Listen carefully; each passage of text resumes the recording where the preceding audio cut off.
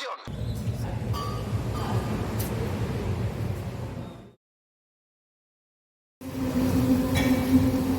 Hola amigos, bienvenidos nuevamente a mi canal.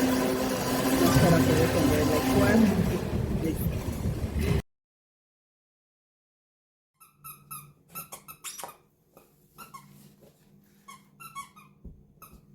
Lo intenté amigos, de verdad lo intenté. No es cierto. Se parecen a los tres chiflados trío de... Amigos, lo intenté, de verdad lo intenté. Pero cuando no estaban martillando, estaban usando la licuadora, cuando no se escuchaba muchísimo el ruido del mar, y si no, bueno, pues estaban ahí con las medidadoras. En mi página de Facebook les hice una pregunta, que si sabían qué novela había rescatado a una catedral de la demolición. Y esta catedral en particular es muy, muy famosa. Estoy hablando de la Catedral de Notre Dame. Y es que después de la Revolución Francesa, el gobierno de París decidió tumbar muchísimas catedrales que fueron construidas durante la Edad Media porque según ellos ya no comulgaban estas construcciones con los ideales de la revolución ni con la nueva forma de pensar del gobierno ni de la comunidad. Entonces empezaron a demoler un montón de catedrales, cosa en la que no estaba de acuerdo este escritor al que nos referimos, que era un escritor francés llamado Victor Hugo.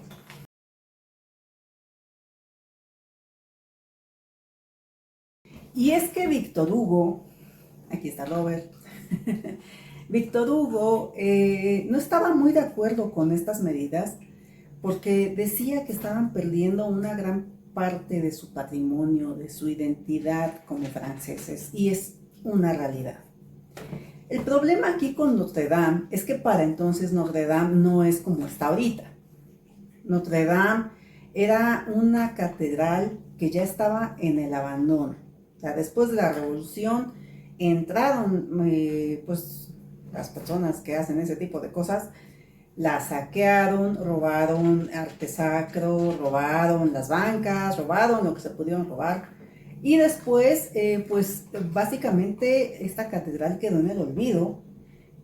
De hecho, pues ya era así como un basurero, o sea, pasaba la gente, aventaba ahí su basura, se metían los vagabundos, dejaban un cochinero, y bueno, ese era uno de los motivos por el cual el gobierno de París le había echado el ojo a Notre Dame para ser demolida. En 1830 a Victor Hugo le encomiendan una novela, que haga una novela. Y él escoge justamente como escenario esta catedral que ya estaba olvidada, en un intento de que no la demolieran. Y es entonces cuando escribe El jorobado de Nuestra Señora de París.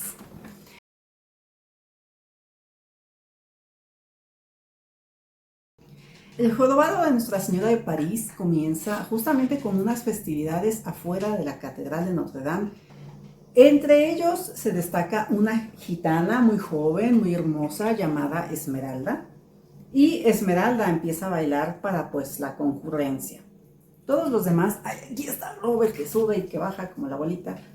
Y todos los hombres, bueno, digamos, quedan así como impactados porque ese tipo de bailes estaban prohibidos para las damas que llevaban una vida decente. Entre esos hombres que están muy, muy impactados con la danza de Esmeralda se encuentran dos.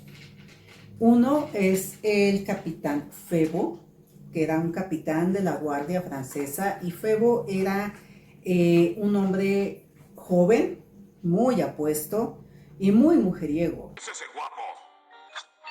¿Con lo de emergencias? Hay un tipo guapo en mi casa. Aguarde. Cancélelo todo. Solo soy yo. De hecho, él estaba comprometido con una aristócrata francesa llamada Flor de Lis, pero eso no le impedía tener 1000 aventuras por ahí. Y bueno, a él le gusta mucho Esmeralda, por obvias razones, porque Esmeralda era una joven muy hermosa. Y el otro hombre que queda también muy impresionado con ella es justamente el archidiácono de esta catedral, un hombre llamado Claude Frollo. Frollo no puede dejar de pensar en ella, simplemente como que le atrapó la mente la gitana, y es entonces que le encarga a su protegido que la secuestre. Y aquí vamos con el personaje principal de esta novela. ¿Quién es su protegido? Su protegido se llamaba Quasimodo. Era el campanero de Notre Dame. Y resulta que a Quasimodo lo abandonaron justamente en las puertas de esta catedral. Y fue Frollo quien lo encontró, lo adopta, él lo cría, pero con la condición de que no salga realmente de la catedral, porque hay un problema con Quasimodo, y es que la razón por la que lo habían abandonado fue porque él estaba muy deforme. Él tenía una joroba y además su rostro estaba completamente desfigurado. Sin embargo, Quasimodo no es una mala persona. Quasimodo es un hombre de más o menos unos 20 años. Es un hombre muy fuerte porque para andar tocando las campanas se necesitaba una gran fuerza, ya que las campanas son enormes. Y por lo mismo, él ya estaba casi sordo por tanto escuchar las campanas. Pero es por esta misma bondad que cuando Frollo le ordena secuestrar a Esmeralda, él como que dice que eso no es ilegal, digo, secuestrar personas creo que es malo. Y entonces Frollo se la voltea, porque Frollo tenía una capacidad, era un hombre muy inteligente y tiene una capacidad increíble para manipular a la gente, sobre todo a Quasimodo. Y déjenme decirlo, un paréntesis. Quasimodo le puso este nombre que significa malformado. Qué culero. Eso tuvo que doler. Es del latín que significa malformado o mal hecho o casi hecho. Quasimodo le cuestiona por qué secuestra a esta chica. Frollo le dice, no, es que ¿sabes qué pasa? Que ella se lleva con los gitanos. Y es que los gitanos son malas personas, son ladrones, son mentirosos, son fraudulentos, bueno, son todo lo peor. Y bueno, como esta chica es tan joven, yo creo que si la sacamos de ese ambiente y la traemos para acá, pues la podemos como que encaminar al buen camino. Caminar al buen camino. Es así que Quasimodo dice, ok, sí, tienes razón, o sea, sí, tienes razón. Intenta secuestrar a Esmeralda, pero la cosa le sale mal. Porque justamente ahí muy cerca se encontraba el capitán Febo. Entonces Febo rescata a Esmeralda, evita que secuestre Quasimodo a esta chica, y pasan dos cosas. Una, que Esmeralda se enamora inmediatamente de Febo. Esmeralda era una joven como de unos 15, 16 años, era muy, muy joven, y ve en el capitán, pues, al caballero de la radiante armadura, ¿no? Es joven, es apuesto, es fuerte, es valiente, es todo lo mejor, e inmediatamente, pues, se enamora de él. Como cualquier chica de 15 años se enamora así. Y dos, Quasimodo es detenido por este delito y su castigo es llevarlo a la picota. ¿Y qué era la picota? La picota era como una ruedota. El acusado se ponía en cuclillas y lo sujetaban para que él no pudiera moverse mientras le azotaban, ¿no? Con un látigo. Y bueno, mientras la rueda estaba girando, y los azotes caían pues por todos lados, y como entonces no había televisión, ni había internet, ni había nada de eso, pues la gente se reunía para ir a ver las ejecuciones, para ir a ver los castigos públicos, porque pues no tenían nada mejor que hacer. Y bueno, el día que ajustician a Quasimodo, que es precisamente afuera de Notre Dame, que colocan esta picota. La gente empieza a echarle verduras y empieza a echarle cosas y agua sucia, y mientras el verdugo lo está azotando, él empieza a suplicar por agua en tanta vuelta que da. Y bueno, la gente solo se ríe de él. Justamente Esmeralda es quien sube la picota y le da agua a Quasimodo.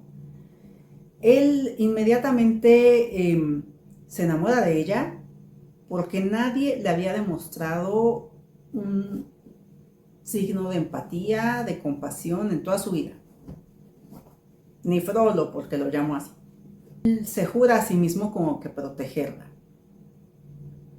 Desatan a Quasimodo, digo, ya cumplió aquí como que su castigo, y él vuelve a la catedral donde tanto Febo como Frollo seguían a Esmeralda para todos lados. Febo es correspondido. Hola, preciosa. ¿Me veo tan guapo como la estatua de David o qué? Y engaña de alguna manera a Esmeralda para que lo acompañe a una posada.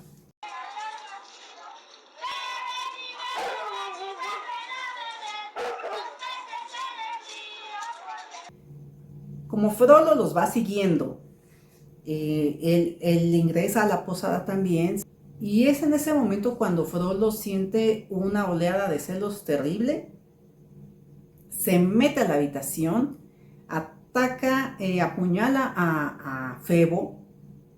Ante la impresión, Esmeralda se desmaya. Cuando Esmeralda reacciona, Febo está muy malherido, pero no está muerto. Cosa importante, él no está muerto. Para entonces ya estaba ahí la dueña de la posada, la gente chismosa, los otros guardias. Y lo primero que dicen es que, bueno, la gitana fue quien atacó al capitán. ¿Por qué los gitanos son así? Arrestan a Esmeralda. Febo también piensa que ella lo atacó. Y Esmeralda no sabe qué decir porque a fin de cuentas no le cree nadie. Los gitanos eran considerados parias y estaban pues muy por debajo de la ciudadanía y no tenían ningún derecho de nada. La llevan a la cárcel y como la víctima, que aunque no se murió, pero la víctima fue el capitán de la guardia, pues eso amerita pues la horca. ¿Y dónde la van a colgar? Van a poner el cadalso justo a las afueras de Notre Dame. Ya está el cadalso, ya está toda la gente chismosa que nunca tiene nada que hacer más que ver ejecuciones. Y es entonces que Quasimodo ve desde arriba. Y Quasimodo era un hombre muy ágil, o sea, realmente se la pasaba en el campanario y había muy pocas estructuras, digamos, como escaleras y como andamios. Entonces él se deslizaba por cuerdas, se deslizaba por las columnas. Así que se desliza por las columnas, llega hasta abajo de la catedral, rescata a Esmeralda y la sube, la mete a la catedral y la sube al campanario gritando santuario. Oye, se metieron a la casa. Ese Homero te bailó sabroso, papá. Y el santuario era una modalidad de protección que ofrecía la iglesia. Si tú tenías problemas, ibas a las iglesias, pedías santuario, e inmediatamente la autoridad de esa iglesia, el padre, el cura que estuviera ahí, tenía la obligación de abrirte la puerta y de protegerte de quien sea que te estuviera molestando allá afuera. Ese tipo de asilo era una cosa, digamos, común, pero tenía sus bemoles, porque una vez que tú te metías ahí, la condición era quedarte ahí. Una vez que tú pusieras un pie afuera de Notre Dame o de cualquier iglesia, pues perdías el asilo, te volvían a arrestar y pues la justicia seguía su curso. O sea, Esmeralda sabe que se tiene que quedar ahí, pero es cuando ella comienza a entablar una amistad con Quasimodo. Ella no lo juzga por su físico, realmente ella no era una mala persona tampoco. Esmeralda era una persona generosa y bondadosa, era muy inocente por su edad. En otra parte de París existía un lugar clandestino llamado la Corte de los Milagros. ¿En qué consistía esta Corte de los Milagros? Bueno, este lugar era como el refugio de gitanos, de mendigos, de ladrones, así como de poca monta, y ellos ahí se escondían de la autoridad y se sentían pues realmente como pues a salvo porque eran blanco pues del desprecio de la sociedad y del hostigamiento de las autoridades.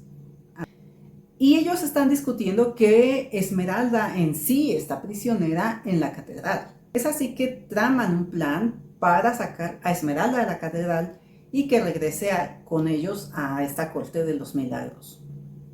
Nunca faltan los chismosos y el rumor le llega a Frollo. Bueno, Frollo vuelve a manipular a Quasimodo y le dice que se enteró que los gitanos quieren meterse a la catedral a matar a Esmeralda, porque como ya vive en la catedral, como que ya los traicionó y ellos, pues así son, ¿no? Son muy vengativos y son bien crueles y etcétera. Y que lo mejor que puede hacer Quasimodo es llevarle a Esmeralda a la guardia para que ellos, pues como autoridad, la protejan. Pero como sabemos, el asilo se termina una vez que pones un pie fuera de la catedral. Así que una vez fuera de la catedral, vuelven a arrestar a Esmeralda. Frollo la visita y le dice que pues sin problema le puede solucionar la situación, ¿no? Puede evitar que ella vaya a la horca porque a fin de cuentas él es el archidiácono de Notre Dame, con la condición de que sea su concubina. Obviamente Esmeralda lo rechaza y bueno, Frollo sale muy enojado del Palacio de Justicia y empieza a gritar a los cuatro vientos que Esmeralda es una bruja y que ha rechazado arrepentirse por todo lo que hizo y que no olviden que intentó matar al capitán.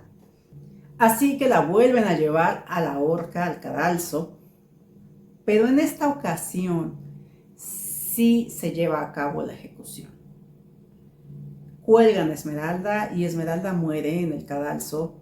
Y cuando están viendo la ejecución desde las torres de Notre Dame, Frollo le confiesa a Quasimodo que Esmeralda era inocente y todo lo que pasó en verdad.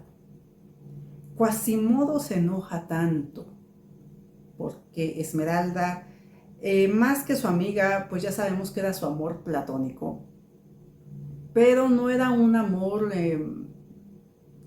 superficial. Digo, Quasimodo había llegado a conocerla, la había llegado a tratar, la consideraba una buena persona.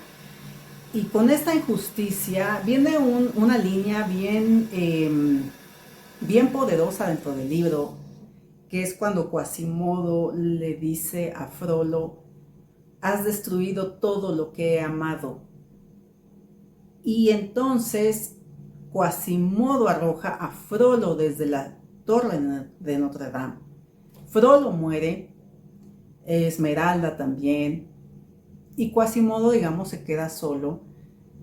Días después, Quasimodo sale de la catedral y va a un descampado que era en un lugar donde enterraban a todas estas personas, pues como sin familia, sin ningún recurso, y encuentra el cuerpo de Esmeralda.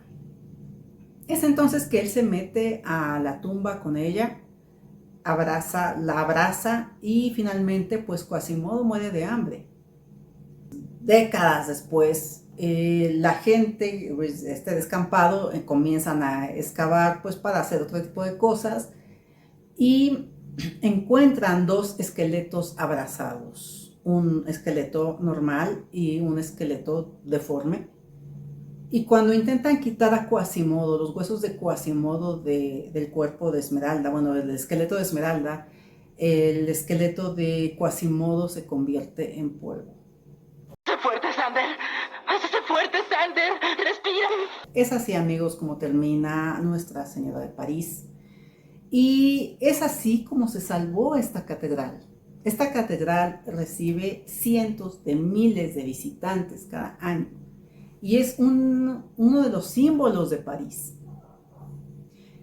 ¿Y por qué la salvó? No, aparte de que la catedral es un personaje más en la novela. O sea, todo sucede alrededor o dentro de la catedral.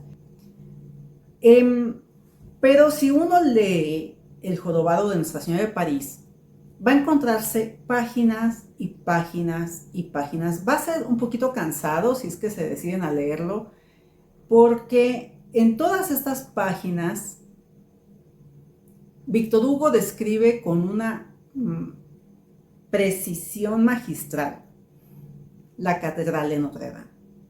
Toda su arquitectura, describe sus vitrales, describe sus torres, sus campanas, describe todo. Entonces, como antes no había fotografías, ni había Google, ni había nada de eso, pues la gente, cuando salió este libro publicado en 1831, fue un éxito.